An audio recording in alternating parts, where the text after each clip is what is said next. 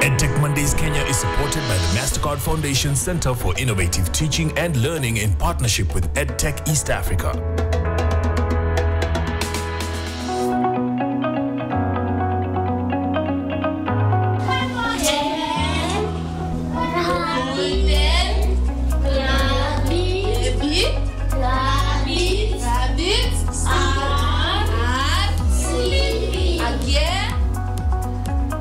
In many African classrooms, learners are often taught in a language that is not their first, which can slow down learning. In fact, research shows that children learn to read and write more effectively when instruction is provided in their mother tongue. In this edition of EdTech Mondays, we will explore how NABU Kenya, in partnership with various schools, is using learners' first language in early education to enhance comprehension, engagement, and overall literacy outcomes. Hello and welcome. I'm Ian Wafula. Welcome to this very first edition of EdTech Mondays 2025. But before we start the discussion, let me take you through some of the key terms that you'll hear us refer to throughout the show. We start off with foundational literacy. This refers to the basic skills of reading, writing, and understanding written and oral language. Strong foundational literacy is critical for academic success and lifelong learning. Then there is mother tongue-based learning, MTBL. This is an educational approach which begins instruction in child's first language before transitioning to additional languages. This method supports foundational literacy and cognitive development by building on what children already know. In Kenya, that could be Swahili or other local languages. Next is language of instruction, LOI, which is the primary language used to teach students in a formal education setting. When the LOI is different from a child's first language, it can create barriers to comprehension and learning. Well, now that we have a clear understanding of some of these terms, how about we find out how NABU Kenya is using children's first languages to improve their learning experience?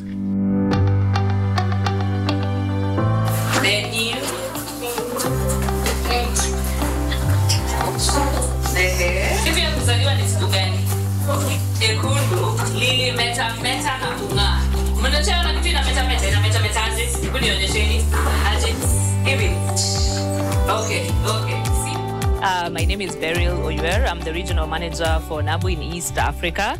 And what I do, basically, I lead our programs, especially in Kenya, where I lead partnerships and just ensuring that really kids have access to reading resources. And those are the things that we're creating.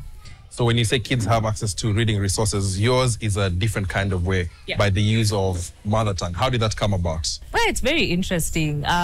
Research has shown that kids learn better in a language that they are familiar with. Even you, Ian, I'm sure, if you are to be taught in a language that you've grown up listening to, you're more likely to understand concepts better because you're now not focusing on the language, you're focusing on the concept, right? So if you're able to get access to content in a language that you understand, you're more likely to understand better, comprehend better, and learn better.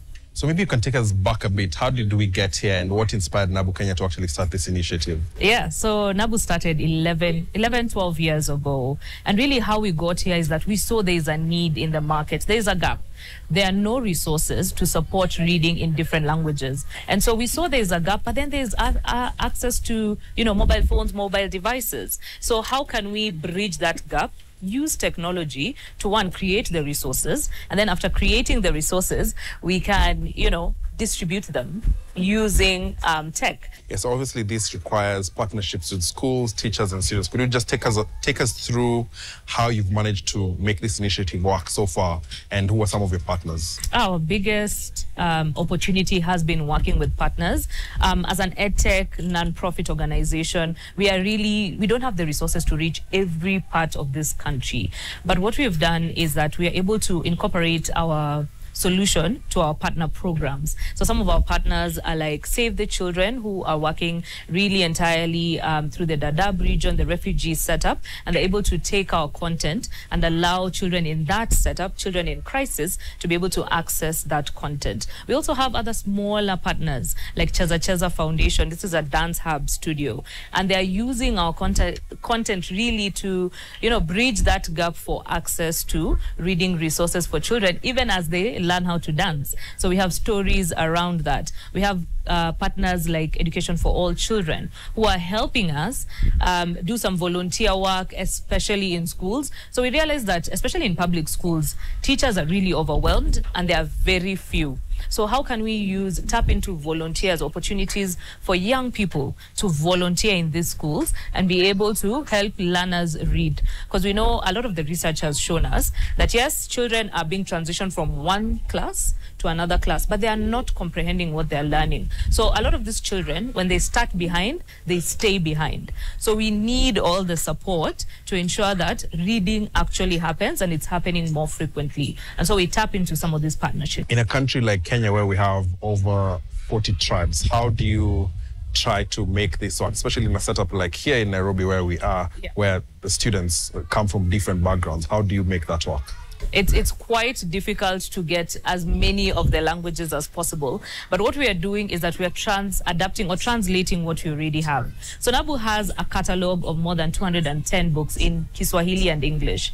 And so to be able to translate that to other languages, what we've done is that we've gotten translators. But now what we are also trying to do is look at how can we use AI to kind of help mitigate that cost, because it's quite costly to get translators, proofreaders. You have to do some quality assurance around that. So it's a lot of work there.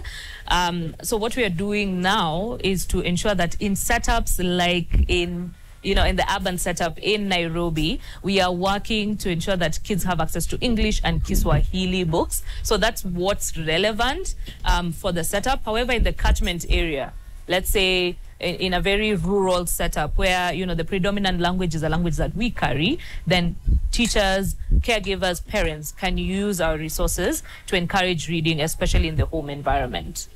And of course, this doesn't go without challenges. So what are some of the issues that you face in trying to promote and ensuring more people are using mother tongue or the first languages to teach their children? Yeah, the biggest challenge is that we do not relate mother tongue to literacy. Many of us view our mother tongue as a backward language because we've been told, that English is quote unquote superior.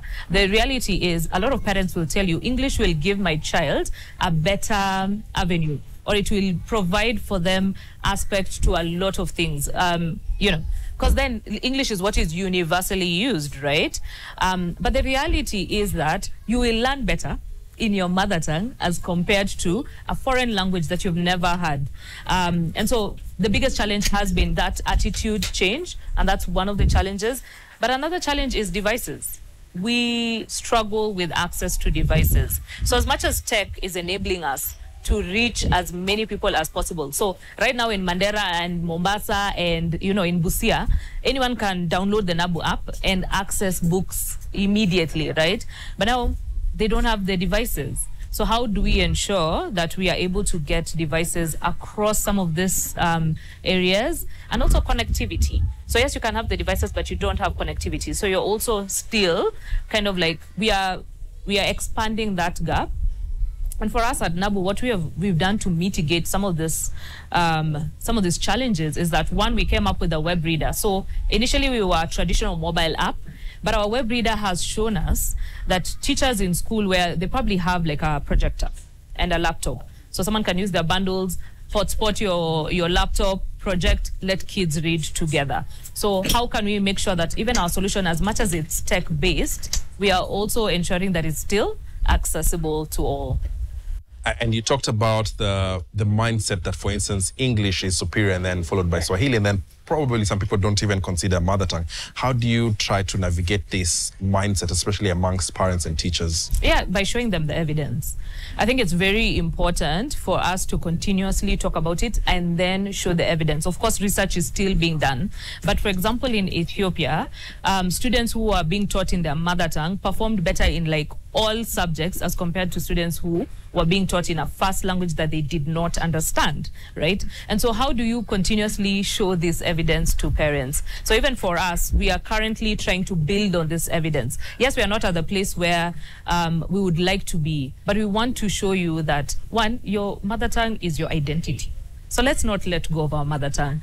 Two, this is how we pass down knowledge. There are things, you and I, Ian, if we do not speak our mother tongue to our children, what happens to that language? It starts to die. It fades away. So then what happens to the cultural practices? What happens to how knowledge was being shared? That all goes away, and that's our identity. So how do we cultivate this love for language? Because our mother tongue is not backward, and we just need to see how is it being translated into literacy. And so this can also come in with the government policies around this. We need to create content, curriculums around this. So today you will not find any curriculum around mother tongue instruction. Yes, it is something, there's a policy actually, an ECD policy where it's a language of the catchment area, but then teachers don't have resources. Teachers are not trained on how to, facilitate reading using mother tongue. Yeah. So already you're setting them up for failure, right? So how do we ensure that some of those gaps are actually met? I mean, despite the challenges, this does sound very, very interesting. So what does the future of mother tongue, when it comes to learning, look like in Africa?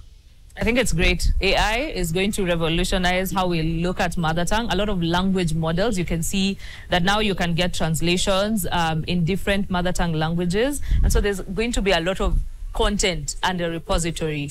Two, a lot of tech entrepreneurs are coming up with platforms for us to even create that content, because I think that's usually the gap. The reason why we don't read in our mother tongue is because we don't have access to resources. We don't have access to books. So now we are going to have a place where you will get access to those resources. So I'm foreseeing a future where mother tongue instruction will be something that can really be inculcated in the classroom, and there'll be a lot of personalized learning. So a mobile app like Nabu, you can personalize your journey. Ian, if you don't know your mother tongue, you can start from scratch, from level 1 and grow.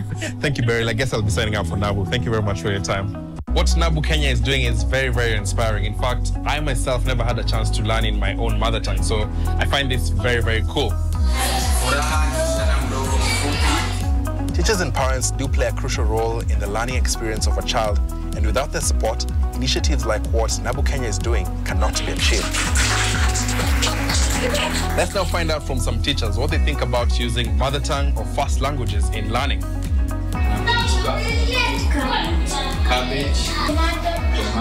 As a teacher, how have you seen the importance of first understanding language before proceeding to understanding what it is you're trying to teach them? It's really important because if a student understands the first understanding language, it will ease your work. For example, if you go to class to teach, I think they'll be able to understand now what you are being, what the topics or what you are teaching them. But before you do that, they cannot understand anything. Now here in Brookside, you also have foreign students. Has that been a challenge, especially when it comes to language barrier? Yes, it has been a very, very big challenge, because you'll find that as a teacher, most of the teachers, we do expect them to know mostly the official languages, that is Kiswahili and English. So you find that anytime we are in class, anytime that we are learning, and maybe let me say an example of a subject like environmental.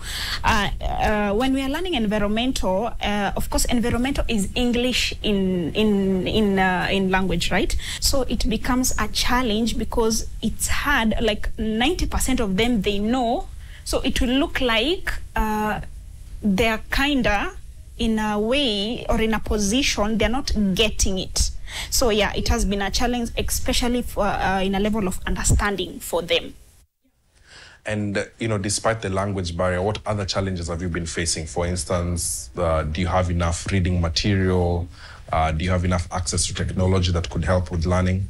Okay, apart from just the language barrier, I can say we do have a problem with the parents, because you'll find that in school we are ready to teach them so that they can change from that kind of Kiswahili that they are used to the correct one. But you'll find that even at home they are using the same language. So like we don't have enough support from the parents. I cannot blame them because they don't have the awareness of what we are doing. And then secondly, yeah, the resources, you'll find that it's not all of them, they have the ability to have maybe sufficient technology or even books or materials so that they can be able to refer and change from the language to the official language. Yeah, so that those are the main ones that I can say that we are going through. Yeah. Yeah. And since NABU Kenya brought you some educational material, what kind of change have you seen amongst the children so far? So far, within this first week, there's a little bit of change because you can find in grade 3 and 4, they can now be able to spell 3-letter words, also to read 4-letter words. That's a very big change to us. Yes.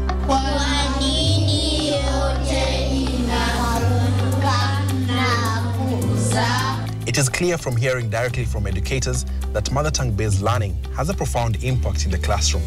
But with new approaches and change often comes questions and doubts. So how about we take a look at some of the common myths and misconceptions about this particular learning technique?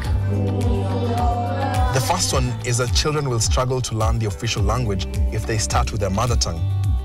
Maembe, mananasi, ndizi, tamu na sukuma wiki. Research shows that a strong foundation in the first language improves the ability to learn additional languages. Teaching in the mother tongue limits a child's future opportunities.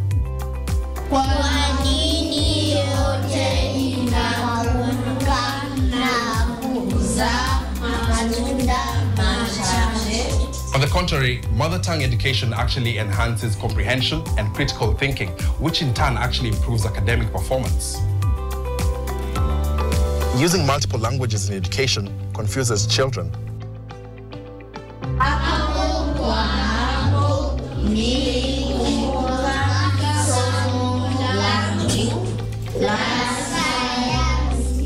Well, that's actually not true. In fact, children are capable of learning multiple languages, especially if the learning is well structured. Mother tongue education is only necessary for rural or marginalized communities.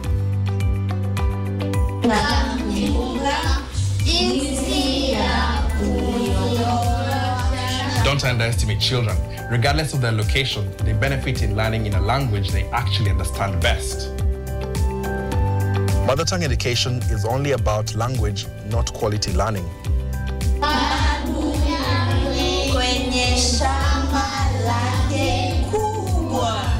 In fact, research shows that mother tongue-based learning improves overall education quality. Well, we've seen how NABU is working with schools to enhance foundational literacy through mother tongue. But just how much work do they put to enhance the content as well? Remember my name? That one cannot remember my name. What's my name? Yes, thank you. Will you be start, okay? Yes. Mimi ni furaha. Nina umri wa miaka 8 na ninawapenda wanyama. My name is Furaha. I'm 8 years old and I like animals. Yeah, thanks so much for making time for us. What is your name and what is it you do? My name is Kate Wanjera, Global Content Adaptation Manager. And what I do day to day is ensure the content that we have at NABU is localized and translated to meet new markets that we're getting into. Well, I would imagine that your work is quite a lot because in Kenya we have over 40 languages and you're trying to ensure that all the children from all over are kind of included in this. So how do you do that? Oh, yes, it's a big mission that we have to ensure all the languages in Kenya are involved.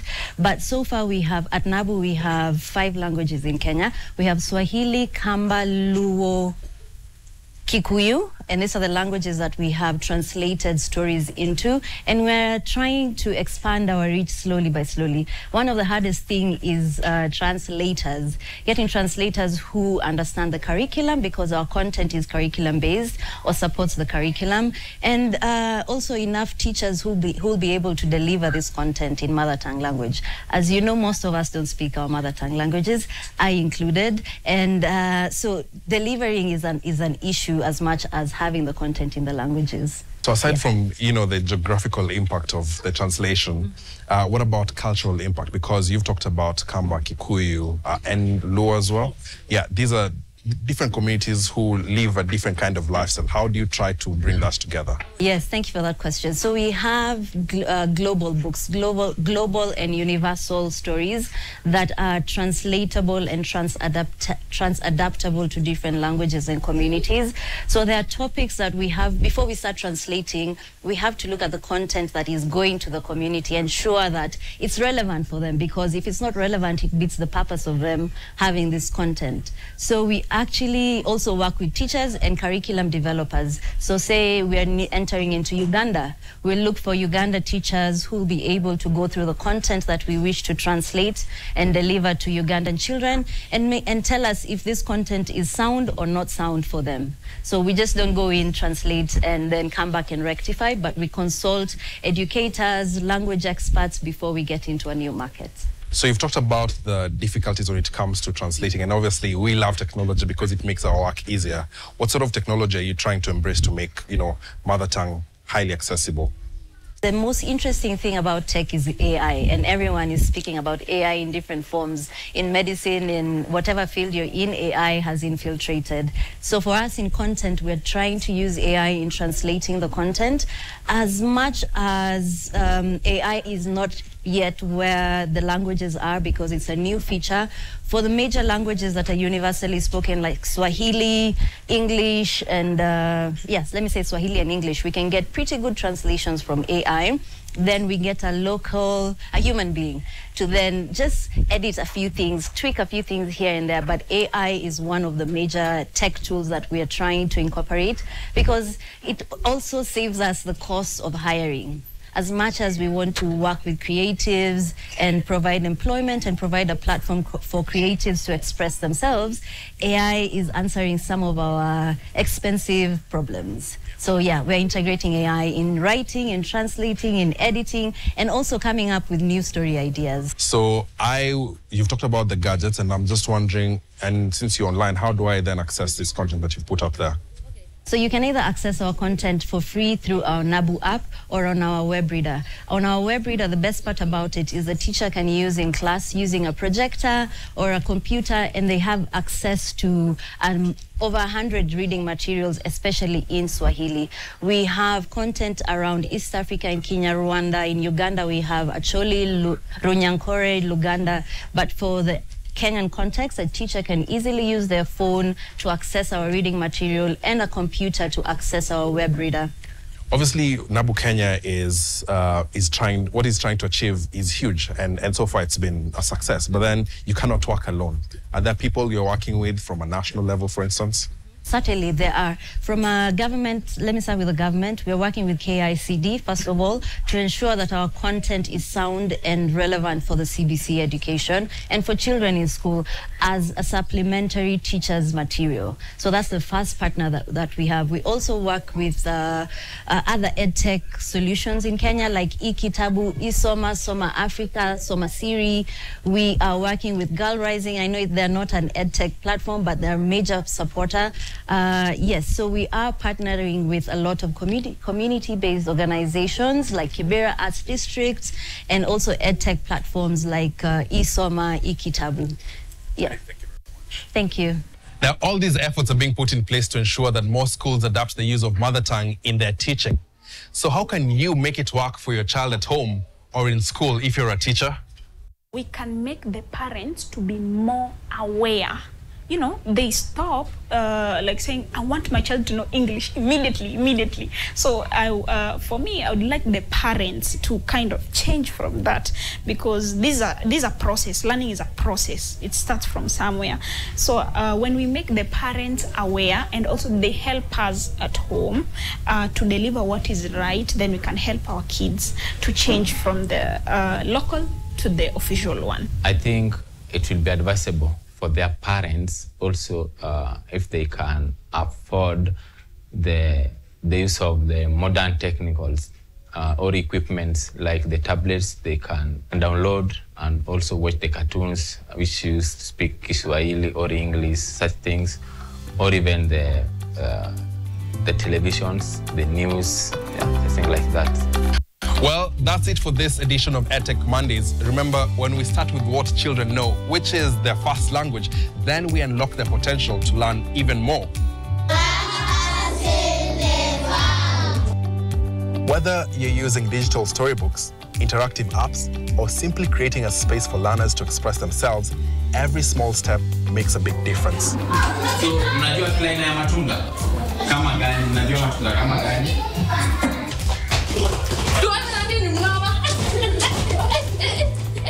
We would absolutely love to hear from you. Do reach us on the hashtag EdTech Mondays. Tell us whether these strategies have worked for you or not. Special thanks to our sign language interpreter, Rose Omolo. My name is Ian Ofula. Until next time, keep inspiring, keep innovating, and keep making learning fun. Goodbye. EdTech Mondays Kenya is supported by the MasterCard Foundation Center for Innovative Teaching and Learning in partnership with EdTech East Africa.